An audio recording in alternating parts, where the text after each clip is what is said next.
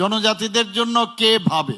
আমরা জনজাতিদের জন্য কাজ করতে চাই এবং প্রকৃত অর্থে মানুষ বোকা বানাবার জন্য থানসা থানসা থানসা বলছে। আসলে কাজের কাজ কিচ্ছু নয়, নিজের যে বেস্টেড ইন্টারেস্টে নিজের স্বার্থে এই কাজ শুরু করছে, ভুল বোঝানোর চেষ্টা করছে।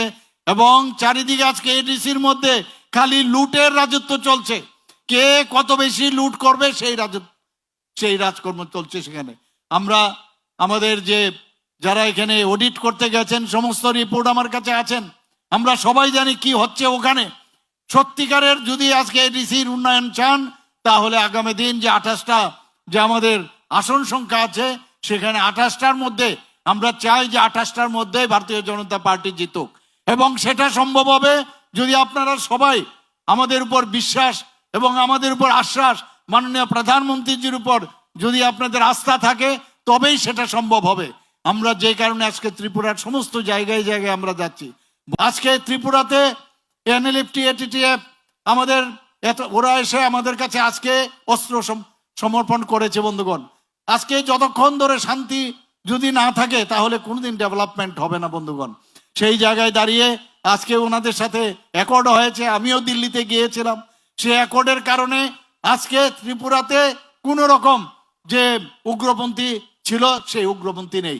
কারণ আমাদের মনে আছে আগরতলা থেকে আপনার যদি আজকে সাবরুম আসতে হয় কি অবস্থাটা ছিল, এসকর্ট ছাড়া সম্ভবই ছিল না।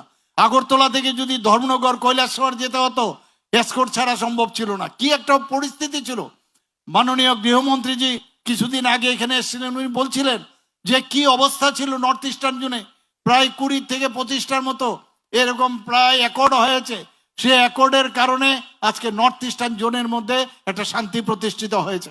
কখন কোথায় বোম ফুটবে, কোথায় ডাইনামাইট ফাটবে কেউ জানতো না। কত হাজার হাজার লোকের মৃত্যু হয়েছে। আমাদের ত্রিপুরা বাদ যায়নি, আপনারা সবাই জানেন।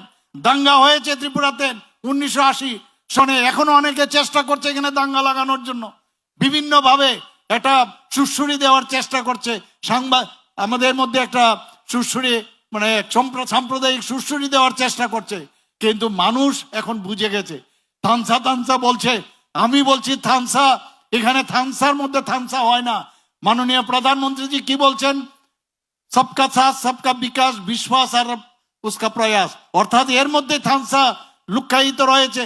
বিভিন্ন জনজাতি গোষ্ঠী আমাদের আছে এখানে, ত্রিপুরী আছে, দেববর্মা আছে, এখানে আমাদের যারা গারো আছে, সব ধরনের এখানে আমাদের মগ আছে, রিয়াং আছে।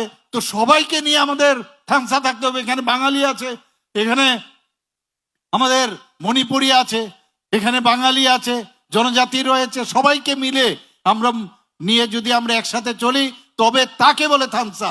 আমরা একজন আরেকজনের সাথে কেন যুদ্ধ করব, ঝগড়া করব? আমরা একসাথে চলার জন্য আমি অনেক চেষ্টা করেছি, কিন্তু কিছু লোকের অলরেডি হেবিট হয়ে গেছে, ভালোভাবে থাকতে চায় না। বন্ধুগণ, ওনারা চায় সবসময় ঝগড়া ঝাঁটি, একটা উশৃঙ্খল অবস্থার মধ্যে থাকা।